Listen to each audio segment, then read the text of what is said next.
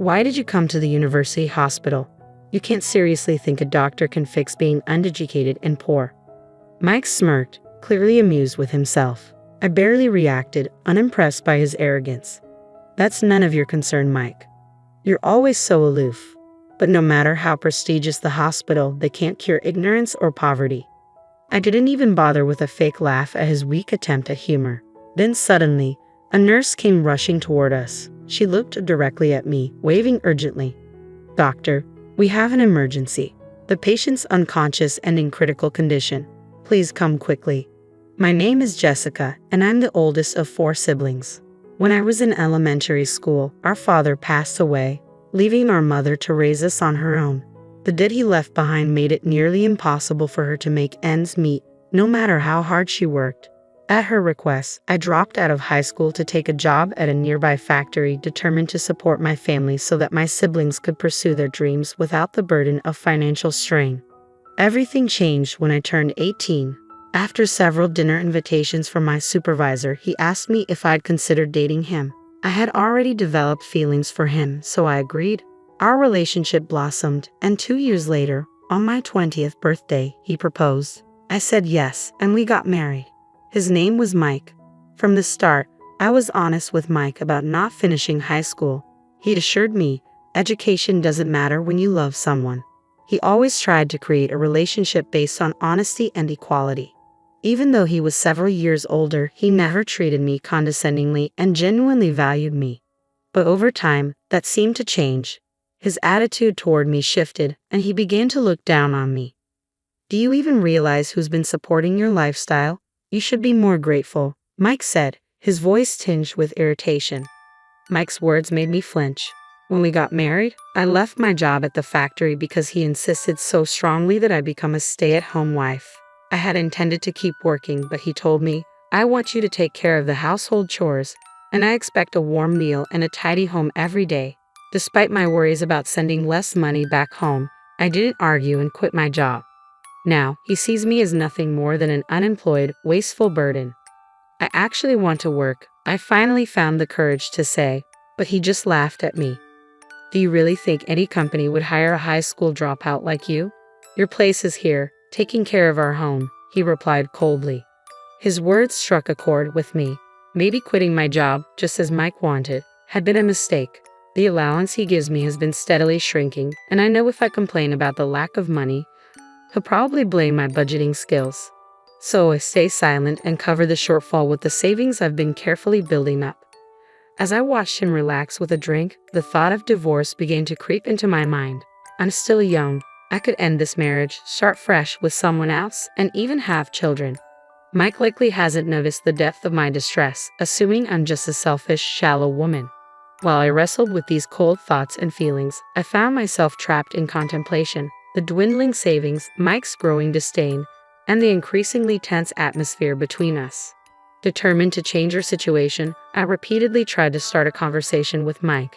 However, he always managed to find an excuse, claiming he was too tired or had other plans, evading any meaningful discussion. To make things worse, he even told me, "I don't want to talk to someone with such a low educational background."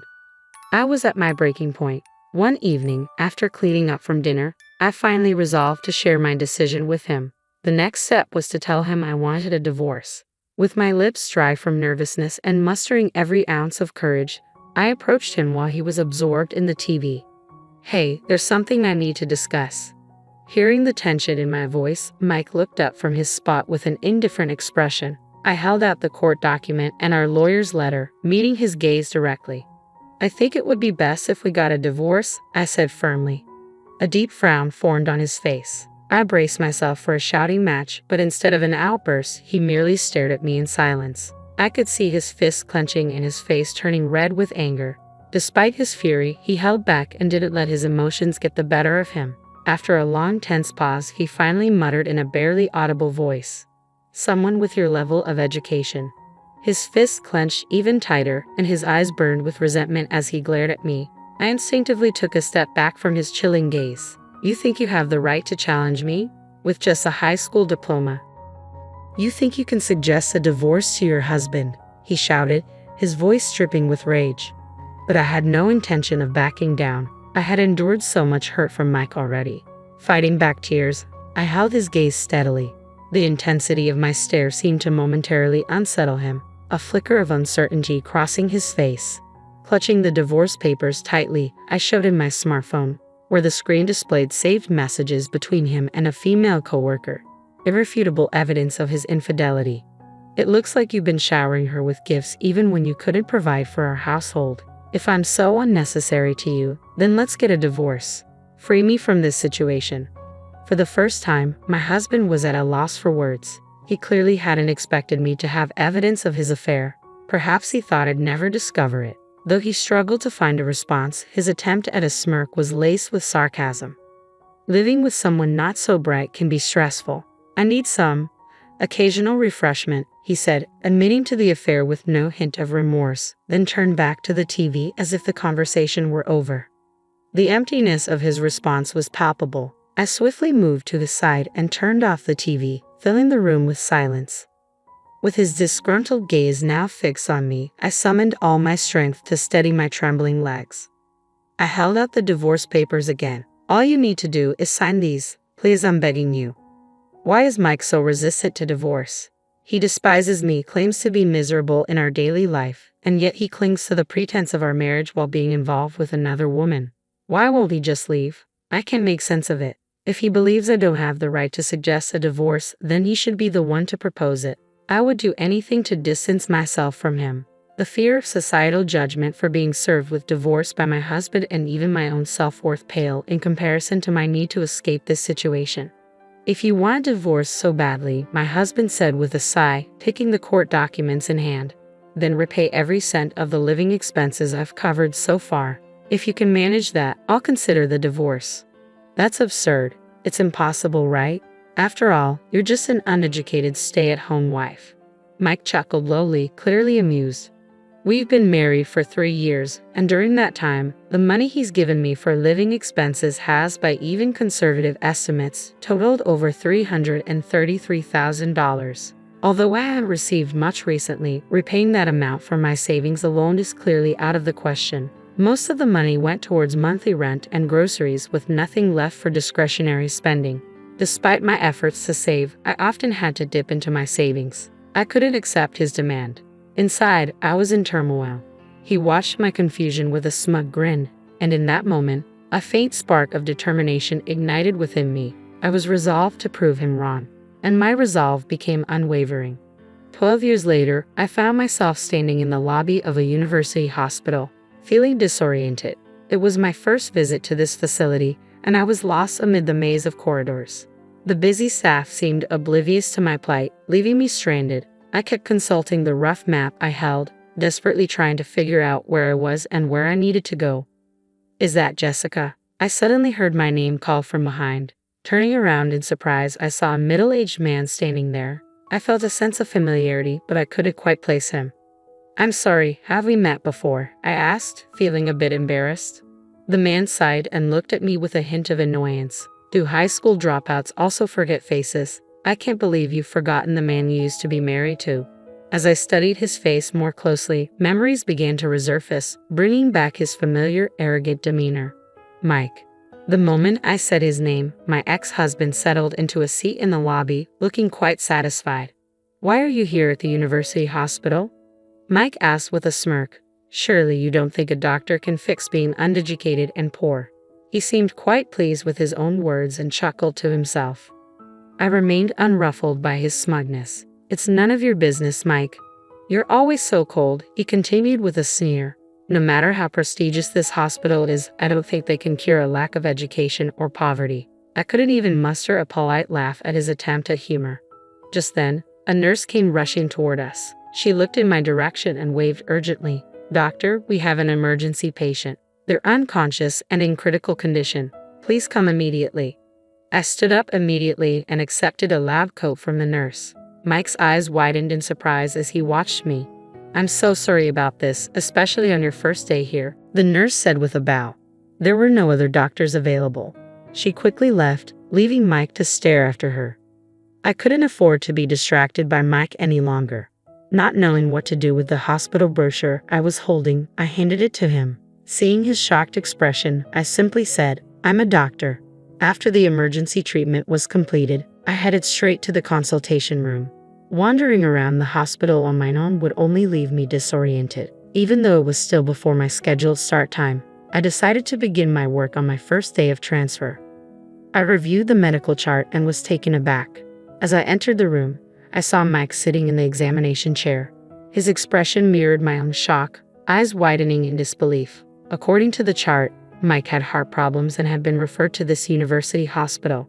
I took a deep breath, refocused on my work, and proceeded with the examination. Mike, clearly unsettled, couldn't mask his displeasure. "Is there anything else you'd like to ask?" I inquired as I finished the examination. Mike murmured, "How did someone like you, a high school dropout, become a doctor?" A nurse working beside him looked at him in surprise. Not wanting to waste consultation time, I took a moment to reflect. "My father was a doctor," I began. Just to clarify, I didn't drop out of high school due to poor grades. Memories of my father came flooding back. He was often away, preoccupied with work, and much of his earnings went towards alcohol and nightlife, leading to significant debt. Despite his flaws, I owe a lot to him. His commitment to my education played a crucial role in my path. From a young age, I aspired to follow in his footsteps and never wavered in that dream. I excelled in my studies throughout elementary and middle school, and my mother always believed in me, saying, "Jessica will surely become a doctor." After my father's death and the need to start working right after middle school, my journey took a detour, but I kept learning diligently. I obtained my high school diploma and pursued medical school. "But there's no way you had the money to go to college." "My earnings were saved by my mom, and I also took advantage of scholarships," I replied. "Scholarships? For you?" His disbelief stunned a bit, but I quickly composed myself and met his gaze. "You used to mock me, calling me a middle school dropout and questioning my intelligence. That was just because you didn't know the whole story." Mike glared at me, his eyes filled with anger. As the nurse whispered that the consultation time was almost over, I turned to prepare the medical chart for the next patient, casting a final glance at Mike. "Regarding the living expenses you wanted me to repay, I can pay them back right now, even double if you prefer. My current income exceeds yours." Mike's face turned crimson, clearly struck by my words. His pride seemed deeply wounded, and his anger was palpable as he breathed heavily. Realizing this was a public consultation room with medical staff bustling around, he stood up abruptly with a loud thud. "Just wait, you failed, doctor. I'm filing a complaint." With that, Mike stormed out of the consultation room. I watched him leave and let out a heavy sigh. Despite my physical exhaustion, I felt a surprising sense of relief. It seemed Mike had initially sought treatment at another facility but was eventually referred to the university hospital where I work. With a scowl on his face, he had returned to see me. After our divorce, Mike's life had taken a nosedive. The female coworker with whom he'd had an affair had rejected him, and rumors about his infidelity and our breakup had spread throughout his company, leading to his resignation. The blow to his pride was compounded by being turned down by 2 women. His alcohol and cigarette consumption had increased, which he carelessly suggested might have contributed to his heart problems. He was scheduled for major surgery soon, and while I did feel a twinge of sympathy for him, I couldn't completely forget his behavior during our marriage. Regardless of my personal feelings, I remained professional and committed to providing him with the best medical care. Mike still comes to my clinic for regular checkups. At one point, he even asked if I would consider remarrying him, but I politely declined. For now, I have no intention of remarrying and am content living with my family at my parents' home. It may sound boastful, but I'm well regarded as a doctor and earn more than enough to support my family. My days are busy and fulfilling, but occasionally I look back on our married life with a sense of emptiness.